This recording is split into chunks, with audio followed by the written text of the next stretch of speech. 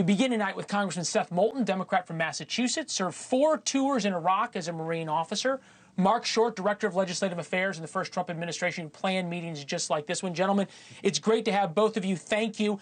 I am going to start with Congressman Moulton, who I know thinks I am wrong, and he can tell me why. Yeah, you know, the world might not be fair, but you expect the President of the United States to stand up for our values, Leland, to stand by our allies, and not to just suck up to Vladimir Putin, which is what he has been doing for the last several weeks. Today, he threw Zelenskyy under the bus. And guess what? You know what? When you've been leading a country through a brutal war for the last 3 years, you might not be perfect in every meeting, but you expect your allies to stand by you. I met with Iraqi leaders who were fighting alongside us, who weren't perfect in every meeting, but I never betrayed them, Leland. And betrayal is what we saw today from the President and the Vice President of the United States. Betrayal is the worst word in the English language. I would agree with that. On another network, Congressman, you called Trump a coward. Then you called J.D. Vance, and I wrote this down, a pogue. What does that mean? Well, it's a Marine term. It refers to what you did or did not do when you served.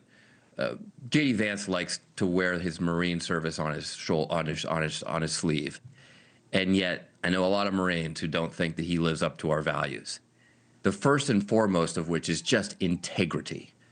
Don't forget, the Vice President made a career of writing about America and talking about how terrible Donald Trump was before he decided he wanted a job with Donald Trump.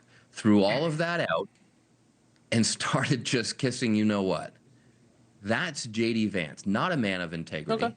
Not a man who seems to remember what basic American values are. We got the definition. Well, I got it. I want to ask Marc about this. There is this idea that this was some kind of planned ambush.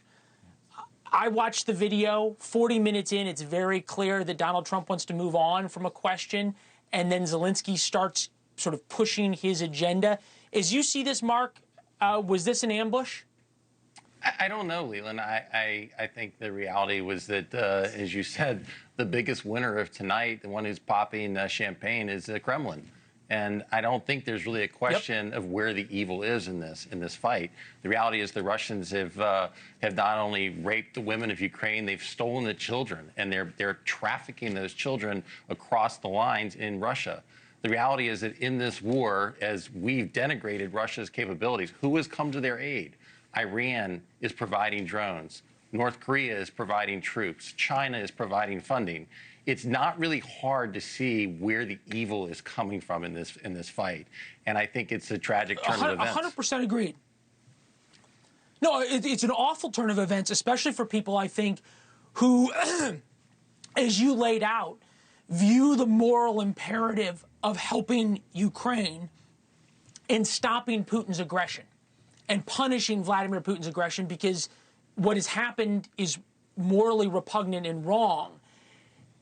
But how do people of good conscience who realize that this war is going to have to end in a negotiated settlement separate that from what seems to be Zelenskyy's detachment from reality, his ungratefulness towards America, his sense of entitlement, and lecturing? I mean, there's two issues here, and I can't figure out how to square them.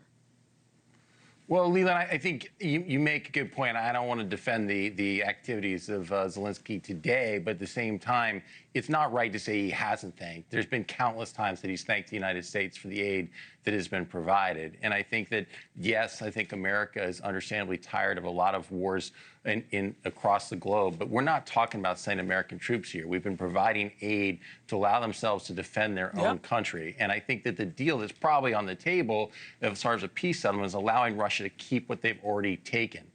And so, you know, at the end of the day, the ones who are also looking at this is China. And if they view it that there are certain commitments that if you take territory and then there's just a negotiated settlement, there's not much disincentive for them to look to take Taiwan. Thanks for watching. Go to joinnn.com to find NewsNation on your television provider. And don't forget to click the red subscribe button below to get more of NewsNation's fact-driven, unbiased coverage.